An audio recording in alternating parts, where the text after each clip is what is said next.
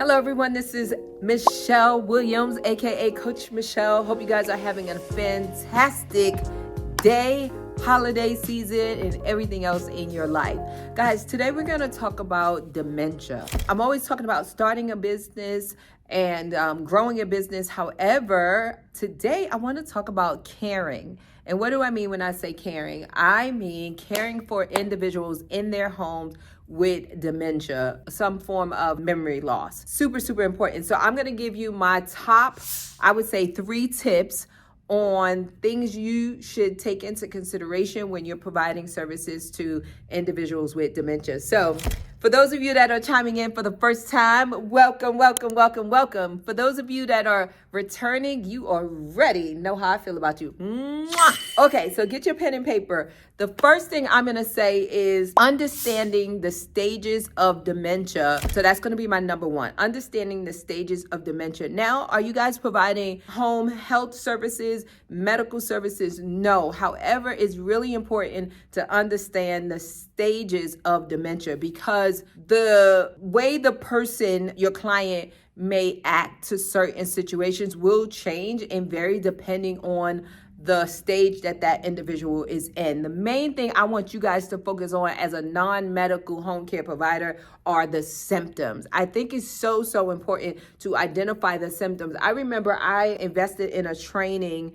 It was through the Alzheimer's Association. I don't know if they still offer that. I think training certification was called Certified Dementia Care Provider. And that helped me understand the different stages of dementia, meaning the symptoms to be mindful of, because you are the eyes, ears, the mouth when you're in the home. So a lot of times families may live out of town, out of state. The client could be, at home by themselves, and you are taking them to their doctor's appointment, to their professional appointments, in this case, maybe to their primary and their neurologist. So you want to be able to share some of the things that you've seen as far as the symptoms. It could be memory, loss, like, oh, not like me now. I'm not your guy. Sometimes I be looking for my glasses and they're like up here.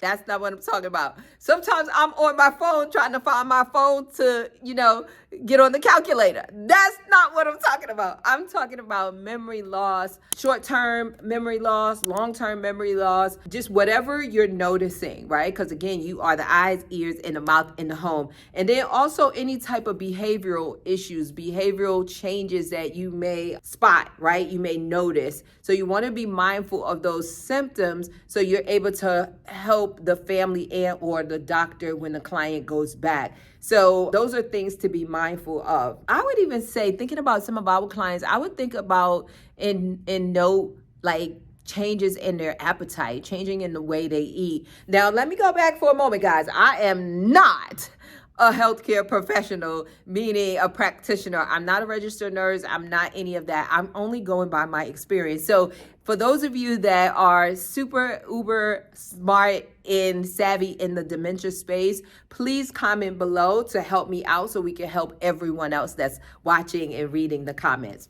Okay, so the second thing I would say is effective communication techniques are huge, right? So you want to be able to communicate with individuals effectively. So what do I mean by that? Because you're able to articulate, right? Sometimes you have to do it in a way that they can understand. Sometimes it could be nonverbal, right? So you may need to, use your hands. You may need to point. You may need to do other things versus just simply verbal. Now, I'm not saying don't talk. I'm saying do them simultaneously because that's going to help significantly. It's going to help simplify the lines of communication, right? It's going to help them understand any gestures that you may have. So that's really, really important, right?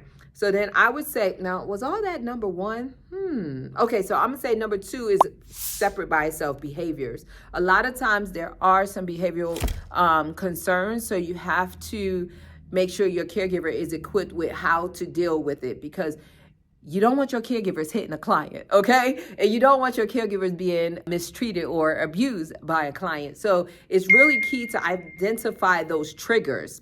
Triggers. So number 2 is going to be behavior. Triggers are really important because your caregiver may be doing something indirectly that directly triggers the client. So you want to pay close attention. You may have your caregiver jot down some notes. Now, side note, if your caregiver is jotting down notes, it needs to be on your company's paper, not inside of a client's notebook, right? Because that belongs to the client. You want to write down and have the caregiver write down like, oh, Miss Jones became agitated at this time and this is what we were doing, because then you may see like a common thread. So then that could be a trigger, right? And you guys could also Google like dementia triggers or, things that may affect individuals with dementia. I haven't Googled that, but hey, it just came to my head. Google University has everything, right? I would say my number 3 would be a friendly, safe home. And what do I mean by that? Is that sometimes confusion, a lot of clutter can cause some agitation as well. So I would definitely say friendly space that's conducive to someone that may have memory loss, because we want to make it as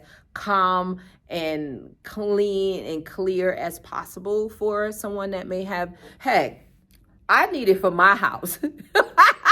I cannot function in clutter, okay? So, but I think it's really important to have a clear, calm, structured. Structured is another key word, guys. Structure is really important based on my experience.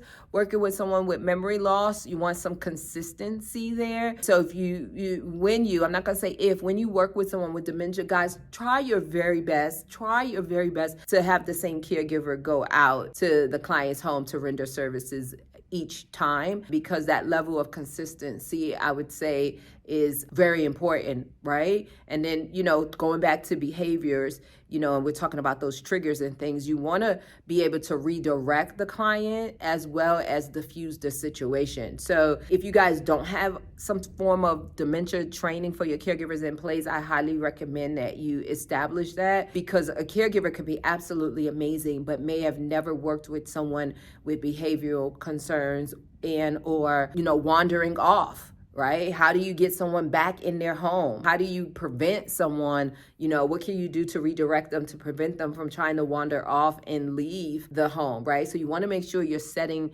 your caregivers up for success. So those are my top 3. Now I'm going to give you a little bonus. I think that this is a great way to differentiate your organization from others.